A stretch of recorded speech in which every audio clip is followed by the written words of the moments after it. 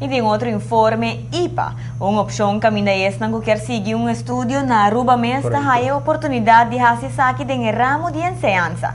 IPA para vários anos acaba vindo organizando um Open Day. E esse dia aqui está na caminha. Den año académico novo tem diferente desenvolvimento positivo, tomando lugar na IPA. Tem uma necessidade grande na maestro na Aruba, de diferentes tipos de enseñança. Pensei nós a começar com quantidade mais grande de estudantes de nós promete área de diferentes estudos.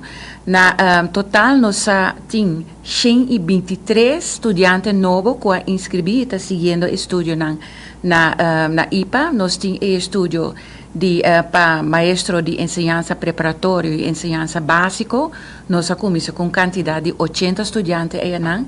Banda 16 nós está oferecendo diferentes outros estudos, maneira estudo de 2 graus de holandês, estudo de consumptiva técnica, estudo que nós está oferecendo em cooperação com a Universidade de Curaçao, que está em master de idioma, de 4 idiomas. Nós também estamos deliberando e pensando como nós por oferecer mais estudo que toch nota mishi hopi, também só nota pone hopi pressão riba e budget de governo, pero toch tá contexto riba eigenlijk hamber grande que tem na Aruba para estudar.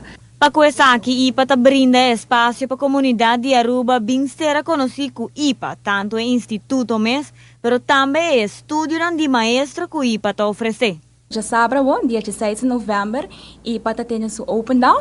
Essa aqui é uma atividade que nós estamos fazendo para a comunidade de Aruba. E a atividade toma lugar na IPA mesmo, está de 10 horas de manhã para 2 horas da tarde. A atividade riba dia aqui está partida em 3 partes. Qual é o enfoque principal que da riba instituto mês? Também tem mercado de informação e tem food and bake sale para assim recaudar fundo. Também tem venda de bolo e cookie. Esse vai estar parte de bake sale que está organizado principalmente por CIPA. E a meta está para financiar o projeto que nós estamos durante o ano e atividade que nós como estudante de IPA está organizando. E estudante no terceiro ano também vende comida, e comida que nós vende tá sopa, pão e snacks. E meta tá para assim não há fundo para não preparar para não vai na passantia internacional e também durante na passantia internacional não tem algo que por ajuda não. E para invitar o pueblo de Aruba em geral para vir na Open Day e assim passa também dia de família. A atividade lo começa por de 10 horas de manhã e lo termina para 2 horas da tarde.